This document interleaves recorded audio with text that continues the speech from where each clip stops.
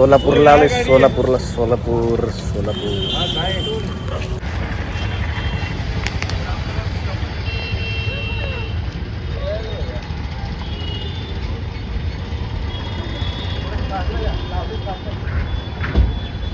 श्री स्वामी समर्थांच्या इथे, अक्कलकोटच्या इथे ते प्रसाधनगृह आणि काय ते अन्नछत्र असं म्हणून काहीतरी आहे इथे सगळीकडे. सोलापूरला उतरलो आम्ही आज. सोलापूरच्या ट्रेनमधून आम्ही कार केली, कॅब एर्टिगा. तिने 15 सांगितले होते, पण 1200 डन केले आणि टोल म्हणजे 1300 रुपये. तिथून आम्ही आलो आहे अन्नदान व बांधकाम सेवेचं बघूया.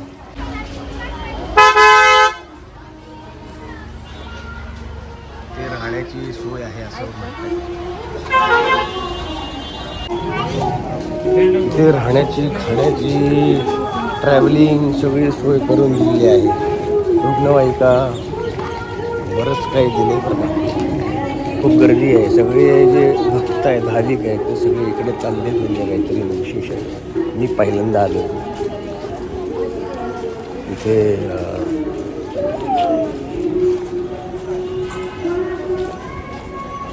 मेहुणी आणि ते दोघंचा नवरा, हे दोघं आले होते. त्यांना सगळं माहिती आहे, ते सगळं सांगतात आम्हाला. आमची तर पहिली आहे.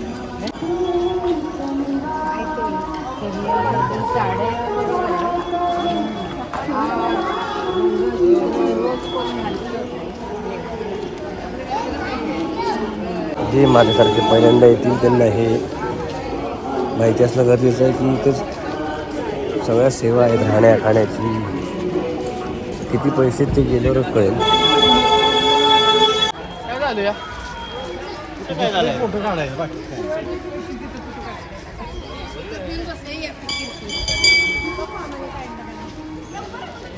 छत्रपती शिवाजी महाराजांचा जो पुतळा आहे तिथून पुढे आणला छोटे छोटे छोटे ना लॉज सदन आहेत. यात्री भुवन म्हणून एक आहे ते छोटे छोटे आहेत. बघूया.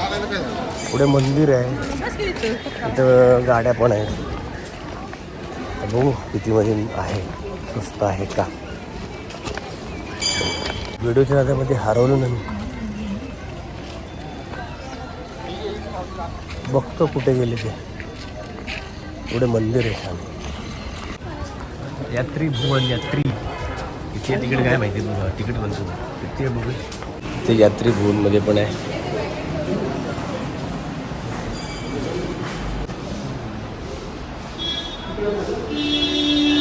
आम्ही इथे वेटिंग आहे. वेटिंग आम्ही रूम येत नाही गर्दीमुळे. आमच्या वेटिंगमध्ये काय झालं खेळ बघा.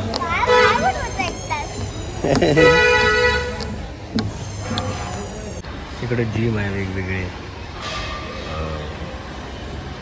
जिमचे प्रकार आहेत. छान इथे जिम होऊ शकते तुमची. वेटिंगला जर तुम्हाला रूम लागली तर इथे जिम करा नक्कीच. खूप गर्दी आहे, ड्रायव्हर खूप गर्दी. फार मुश्किल होते. आम्ही 1-3 तास वाट बघतो आहे. आता नंबर यायला लागले, बघू कधी मिळतोय.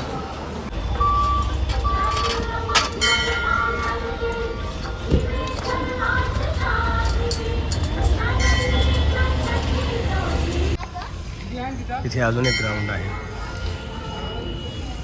ते मंदिर आहे तुळजाभवानीचं. फायनली आम्हाला रूम मिळाली. 1100 रुपयाची नॉन AC आहे. एकाच रूममध्ये सगळे असतात, राहायचं असतं. काय फक्त आंघोळ्या करून निघणार. पण इथे ना खूप चांगलं आहे. 2-3 गार्डन आहेत खेळायला लहान मुलांसाठी. तुळजाभवानीचं तर मंदिर आहे समोर, चांगलं आहे. अजून तरी अक्कलकोटमध्ये प्रॉपर गेलं नाही आहे. हे बाकीचंच खेळ चालू आहे तिथे बघा.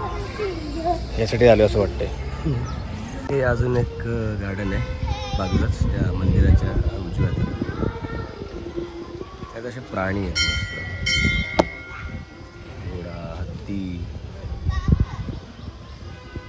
आणि हे मालक मालकी त्यांचे हे कामगार. मस्त त्यांनी सजवलं आहे. तर ससे वगैरे बघा, जरा ससे. 6 ते 10 उघडण्याची वेळ असून सुद्धा ते बंद आहे गार्डन. ते कोण झोपलं आहे त्याच्यामुळे गार्डन बंद केलं आहे. कोणतरी झोपायचं होतं, गार्डनचं म्हणायला झोपायचं होतं म्हणून. 10:30 वाजले आम्हाला आवरायला आणि आता आम्ही निघालो सगळे मठामध्ये. हे बघा बघा इकडं मागे सगळे निघालेत मठामध्ये. चला बघूया, पहिल्यांदा मी मठ बघणार आहे. चला. खूप गर्दी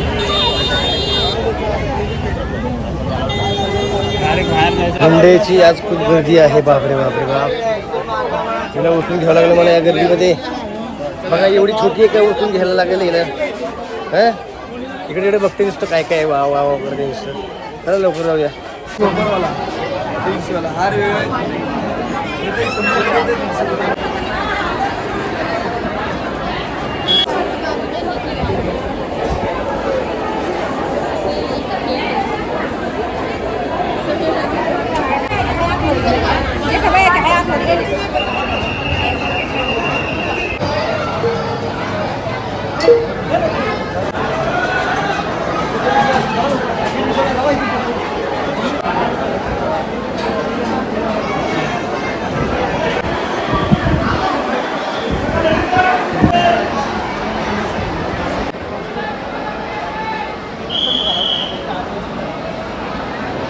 बुक्की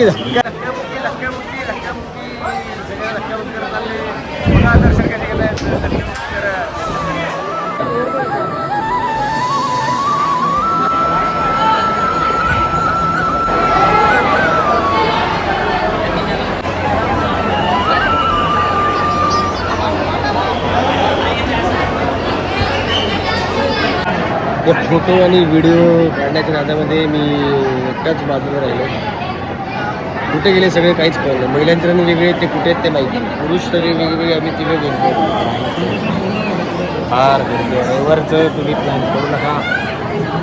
गुरुवार आणि रविवार तर करूच नका. इतर दिवशी या आरामात दर्शन घ्या. रविवारी आणि गुरुवारी अवघड आहे.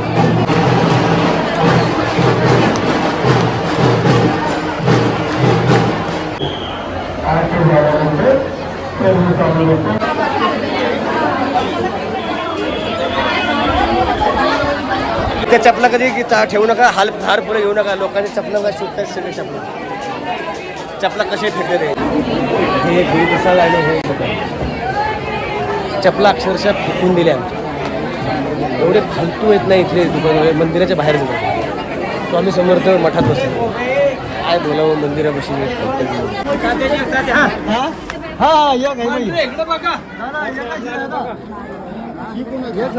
शेवटी माझी चप्पल काय सापडली नाही. एक सापडली. उन्हाचा एवढा चटका बसतोय की मी काय केलं तुम्हाला माहिती का. दाखव. आधारासाठी रस्त्यात सापडले चप्पल च्या साह्याने उन्हाचं चालतोय. काय करू. सकाळी स्वामींच्या मठातून आल्यानंतर संध्याकाळी आम्ही अक्कलकोटमधीलच 5 देवस्थानं फिरली. बाळाप्पा मठ, चोळप्पा मठ, खंडोबा मंदिर, मस्जिद जिथे स्वामी येऊन बसायचे, आणि 5वं आहे राजेराय मठ. चौकोनाच्या पाहिजेच नाही, खाली खाली बघून जावा. चौकुडी पाहिजे नका. जे चौकोन दिसते ना मार्क केलं पाहिलं. जिथे मार्क केलं होतं तिथे असं म्हणतात की स्वामींची पाऊलं आहेत, म्हणून त्याच्यावर पाय न देता दुसरीकडून जायचं असतं.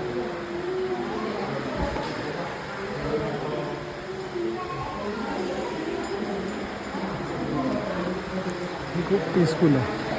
हां खूप छान.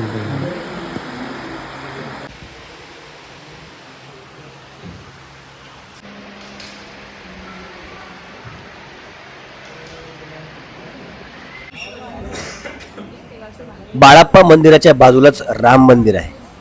असं म्हणतात 126 वर्षांपूर्वीचं हे बाळाप्पा मंदिराचं बांधकाम आहे. इथे गोठा पण होता आणि हे मंदिर. केवढा देवी प्रसन्न. त्यानंतर आम्ही गेलो चोळप्पा मंदिरात. चोळप्पा हे स्वामींचे सर्वात आवडते शिष्य होते, म्हणून त्यांची समाधी पण तिथेच आहे.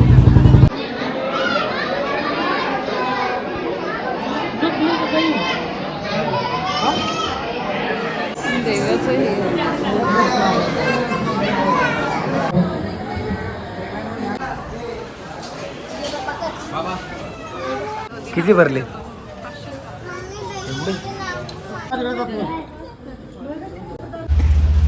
त्यानंतर आम्ही खंडोबा मंदिरात गेलो. असं म्हणतात की स्वामी जेव्हा पहिल्यांदा अक्कलकोटमध्ये आले तेव्हा खंडोबा मंदिरात वास्तव्यास होते.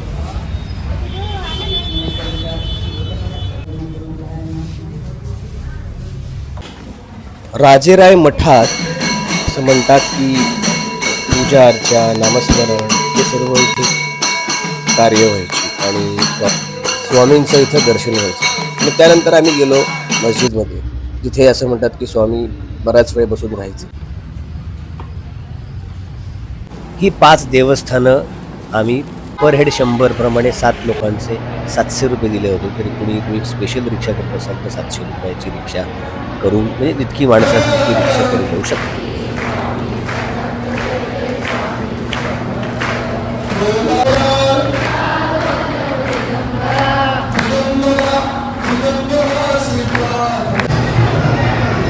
ज्यांना सेवा करायची असेल त्यांनी सेवा देखील करू शकता.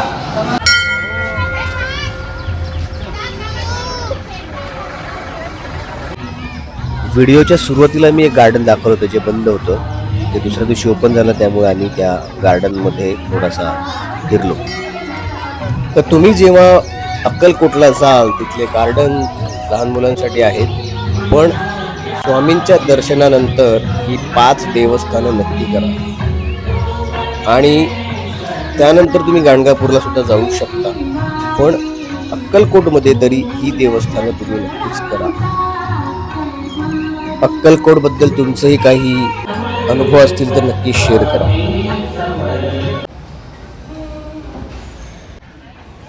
शेवटचं इथे मंदिर आहे बघा. कालपासून बिना चपलीचा प्रवास केला. आज कुणीतरी भिरकावला 2 चपला होत्या त्या घेतल्या, म्हणजे चप्पल घालूनच मी आता इथून निघणार आहे.